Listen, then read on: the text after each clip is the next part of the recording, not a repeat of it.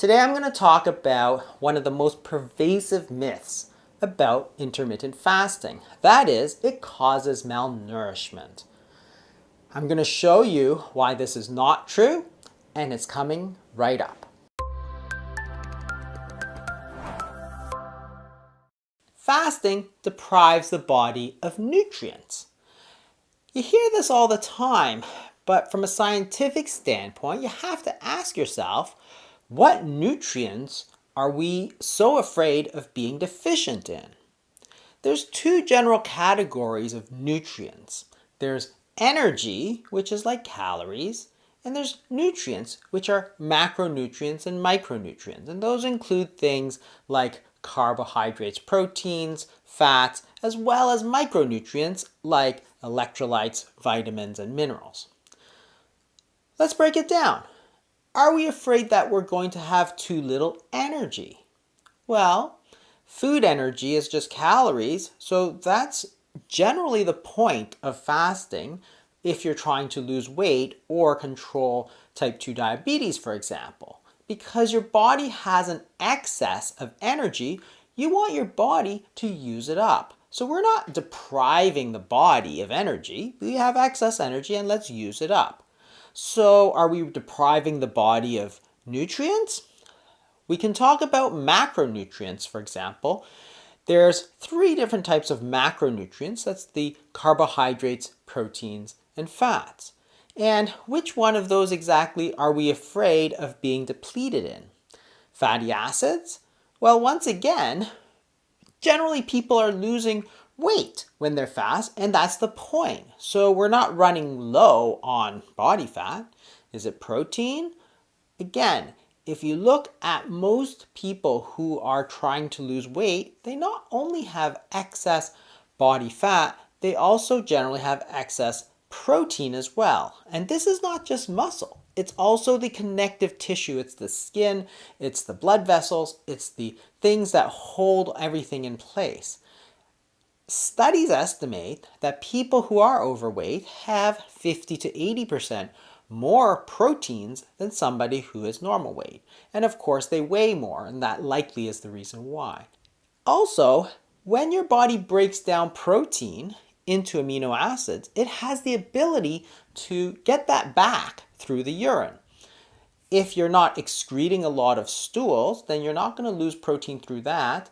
And if your amino acids are coming back out from the urine, then you're not going to lose amino acids there either. So as you take less protein because you're fasting, if you do in fact get too low, your body knows what to do. It will take it all back. So the third category of macronutrient is carbohydrates. And you really cannot get depleted in carbohydrates because there are no essential carbohydrates. Essential nutrients are things that we need to stay healthy. There are essential fatty acids. If you don't get enough of those, you will become sick. And there are essential amino acids, which are from dietary protein. If you don't get those, you will also get sick. But there are no essential carbohydrates. That's how people can eat extremely low carbohydrate diets, such as the ketogenic diet, and still remain healthy.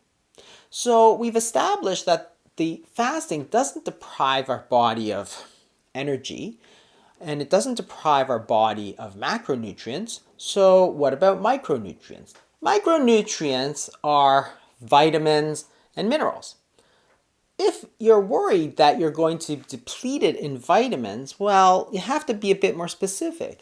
Which one is it? Is it vitamin A? Is it vitamin D? Is it vitamin C? After all these years of fasting, we've never come across a case of scurvy during fasting, or blindness due to vitamin A deficiency, or rickets due to vitamin D deficiency. It's possible that it happens if you're very malnourished. But if you're very malnourished, you shouldn't be fasting. You should be eating.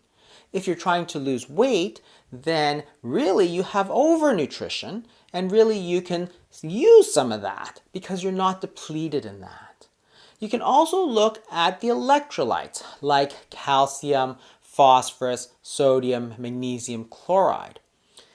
Some studies of people who have gone and fasted for over a year haven't noticed any changes in the serum levels of these electrolytes. There are certain electrolytes that are good to replace because if you get too low, well, you might get problems such as muscle cramps. The most common one we run into a problem with is magnesium, and there are ways to get more magnesium that don't involve eating. You can actually absorb magnesium through the skin, and that's through Epsom salts, which are magnesium sulfate salts. You put that in your bath and you stir it around. You soak in the bath for about half an hour and the magnesium absorbs through your skin. If your magnesium levels are low, you might notice constipation and muscle cramping, and taking some Epsom salts may help with that. There are also certain foods which are very high in magnesium. Sodium is another electrolyte that you can sometimes get low in because most of us are eating a relatively high sodium diet. And to go from a high sodium diet to zero sodium, sometimes that transition is a little abrupt and it may make you a little lightheaded. You can easily take some salt in water, or if you're taking a more lenient fast, you can drink some bone broth and add some salt to it. That also has certain other minerals like calcium and phosphorus, and that's a great option for you if you're having those sorts of issues. But in general, electrolytes are not a big problem if your duration of fasting is relatively short. If you're doing multiple days of fasting, that's really the only time that people run into trouble.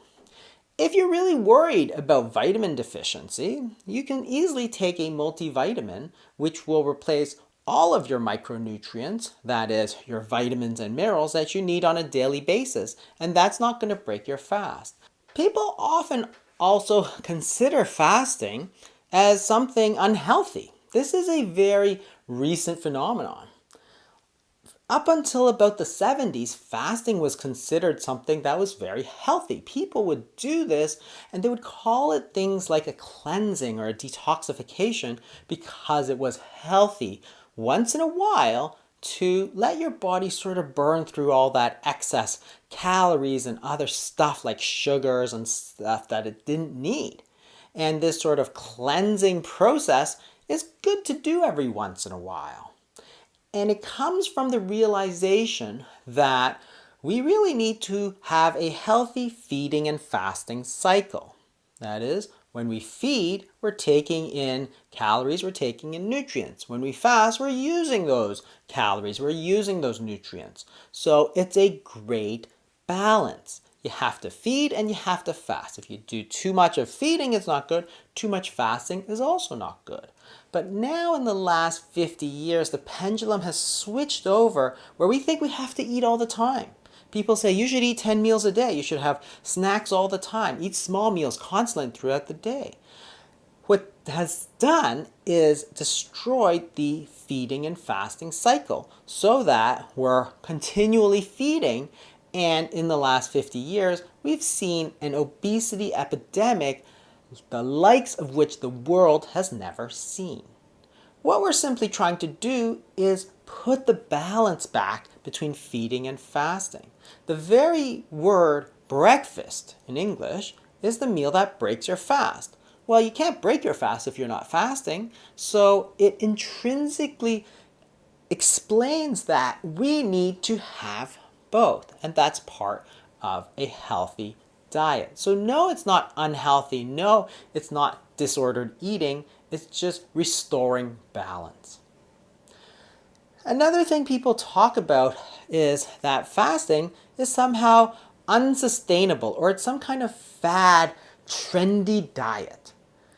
Trendy or fad seems to imply that it's relatively recent and nobody's ever done it before, which is hard to put that moniker on fasting, which has been around for thousands of years. If it's been used since the dawn of humanity, it's just part of us. It's not a fatty, trendy diet. It simply is something that has existed as long as humans have existed. We have the ability to go for periods of time without eating, and that's what we should do. So fasting simply does not deplete the body of necessary nutrients. It's not unsustainable. People have done it for thousands of years, and it's not unhealthy. In fact, it's part of the normal balance that we're trying to achieve. Nutrients is a very vague term. It can include energy, that is calories, it can include macronutrients, and it can include micronutrients. And in all of those cases, fasting does not deplete our body of those if we're trying to lose weight. If you're underweight, then of course you shouldn't be fasting. But if you are trying to lose weight or control your type 2 diabetes or reverse your fatty liver, then fasting can be an excellent tool for you to use. Thanks for watching. If you learned something, share it with a friend. You might be able to help them too. And if you could do me a favor and hit that like button down below so that other people can find it, that'd be a real favor to me. Thanks so much. I'll see you next week.